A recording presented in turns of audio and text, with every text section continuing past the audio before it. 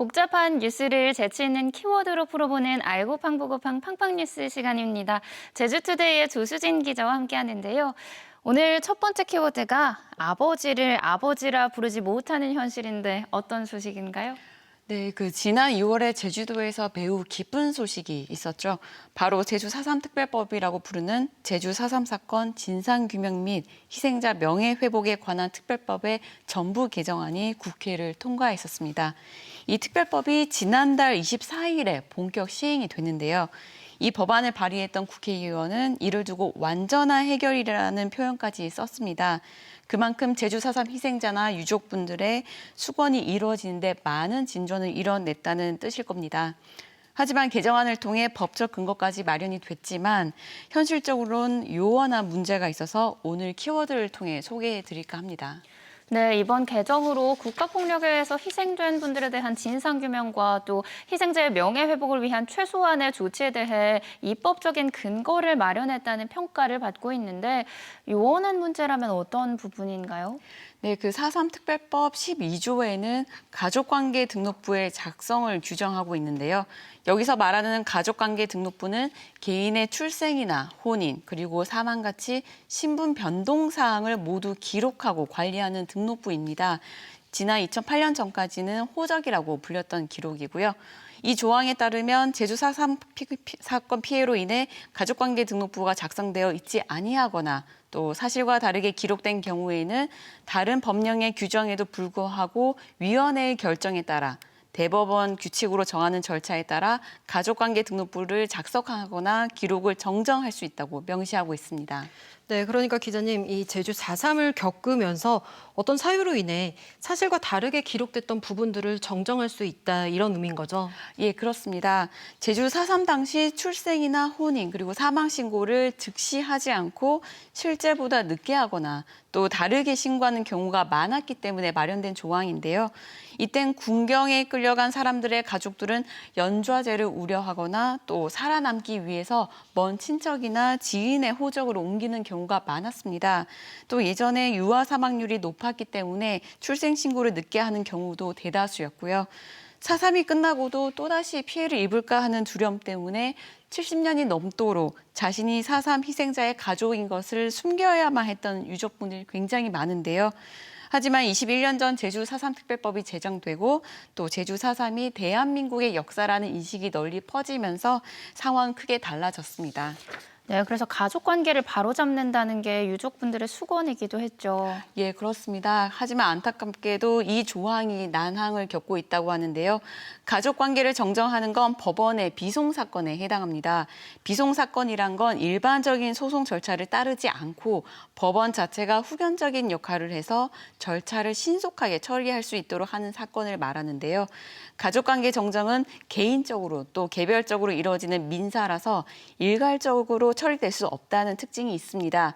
어떤 분은 4.3 당시에 부모를 잃고 먼 친척의 자녀로 입양이 되거나 또 어떤 분은 남편이 희생돼서 혼인신고를 하지 않았거나 또 어떤 분은 가족이 행방불명이 돼서 사망신고를 정확한 날에 하지 못한 경우도 있습니다.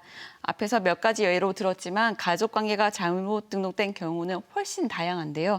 그런데 가족관계를 정정하려면 준비해야 하는 서류나 심사 과정이 굉장히 까다롭습니다. 왜냐하면 상소법상 또 친족법상 중대한 영향을 미치기 때문입니다. 예를 들어서 4.3 당시에 부모님을 잃고 다른 친척의 자녀로 입양됐을 경우에는 현재 제대로 진짜 부모님의 자녀로 옮겨가려면 현재 나의 배우자와 또 내 자식, 손자 등 내 가족들의 관계도 모두 바뀌어야 하고요. 또 상속법도 가족관계를 근거로 하기 때문에 여기에도 많은 혼란을 줄 수 있습니다. 재산권의 문제가 얽히기 때문입니다. 네, 말씀에 따르면 가족관계 정정은 법원의 소관인데요. 특별법 조항에는 위원회의 결정에 따라서라고 명시를 하고 있습니다. 4.3의 경우에는 개개인이 비송 사건 절차를 밟지 않고도 다른 방법이 생겼다는 거 아닌가요? 네, 그런 취지로 마련된 조항인데요. 그런데 조항을 보면 위원회의 결정에 따라라는 문구 바로 다음에 대법원 규칙으로 정하는 절차에 따라라는 문구가 바로 붙어 있습니다.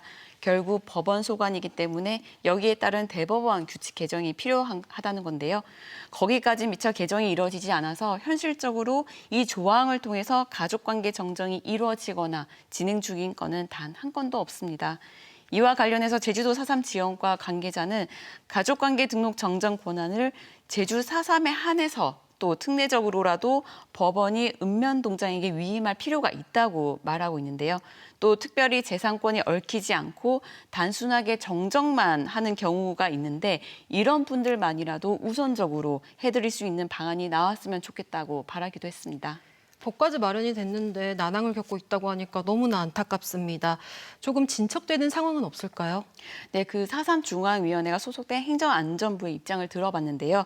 현재 가족관계 정정 절차를 두고 관계 부처와 또 법원과 계속해서 협의 중이라고 합니다. 관계자는 이번 개정 법률 중에서도 이 부분이 가장 어려운 부분이라고 토로했는데요. 지금 희생자로 결정된 수만 1만 4천 명이 넘는데 이분들에 대한 재적이 다 파악되지도 못해서 분석 자체가 힘든 측면이 있다고 합니다.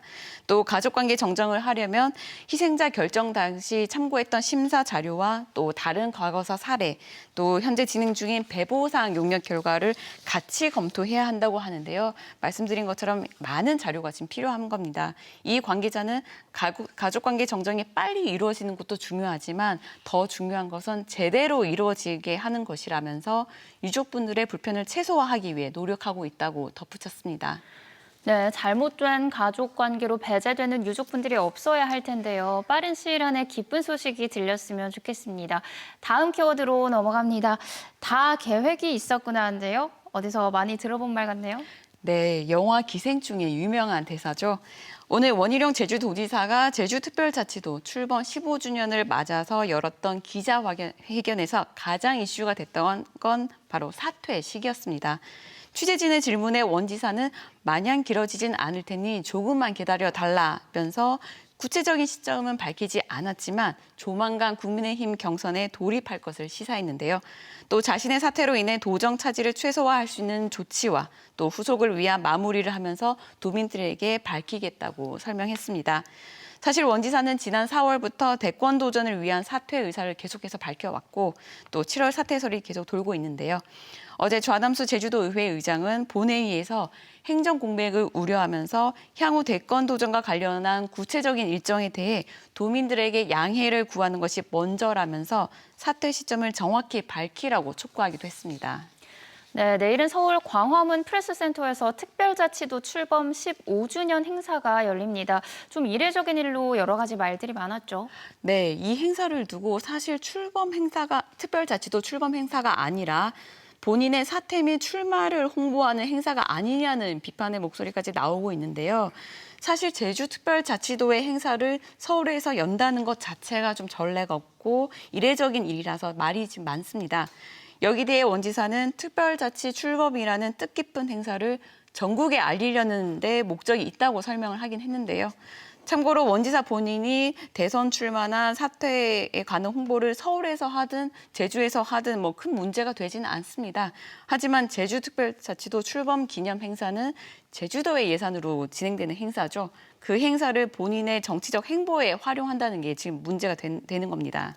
사실 원 지사가 더 이상 이 사퇴를 늦출 수 없는 주변 상황들이 좀 있잖아요. 네, 이번 주부터 지금 유력한 야권 대선 주자들이 속속 대선 출마를 선언하거나 채비를 하고 있습니다. 야권 대선 주자 중 가장 지지율이 높은 윤석열 전 검찰총장은 지난달 29일 매현 윤봉길 의사기념관에서 출마를 선언했고요. 같은 날 국민의힘 홍준표 의원도 국민보고대회를 열면서 사실상 대선 출정식을 열었습니다. 최재형 전 감사원장도 하루 앞선 28일 사퇴 선언을 하면서 대선 주자로 합류할 것이라는 관측이 나오고 있고요. 유승민 전 의원도 경선 레이스에 돌입할 채비를 서두르는 모습입니다. 이런 상황에서 차기 대선 후보 지지도 조사에서 원 지사가 다소 낮은 지지율을 보이거나 아니면 아예 후보에도 포함되지 않자 더 이상 늦출 수 없다는 계산을 했을 거란 분석입니다. 네, 또 최근에 SNS를 통해서 문재인 정부를 향한 강도 높은 수위의 발언을 해서 화제가 되기도 했는데요. 예, 거기다가 원 지사는 또 지난 키워드에서도 전해드렸던 소식인데요. 이준석 국민의힘 당대표가 제주를 방문했을 때 대부분의 일정에서 이 당대표의 옆자리를 지키면서 운전기사까지 자처를 했었죠. 이런 행보들이 본격적인 경선 레이스 합류를 위한 준비 작업이라는 분석이 나오고 있는데요. 실제 사퇴일은 도의회의 사퇴 보고가 이루어진 뒤 10일 후에 가능하기 때문에 빠르면 7월 중순이 될 것이라는 전망도 나오고 있습니다. 네, 빨라진 대선 시기에 도민으로서는 아무래도 도지사의 공백이 가장 걱정될 텐데요. 조만간 이루어질 공식 발표 내용을 지켜봐야 할 것 같습니다. 오늘 소식 여기까지 듣겠습니다. 조수진 기자 고맙습니다. 감사합니다.